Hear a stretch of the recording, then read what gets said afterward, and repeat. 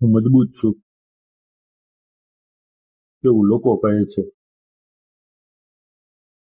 પણ કોઈ એમ નથી કહેતું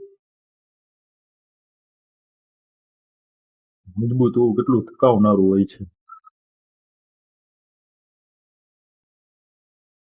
હું હસતો રહ્યો, કારણ કે તૂટવાનો સમય નહોતો.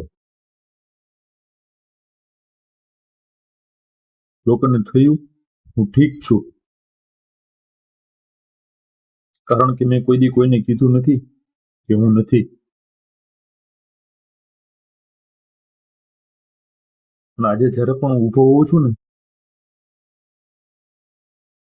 ત્યારે કદાચ કોઈ મને પૂછે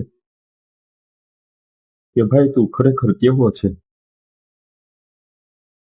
તો કદાચ હું સાચું કહી બેસું.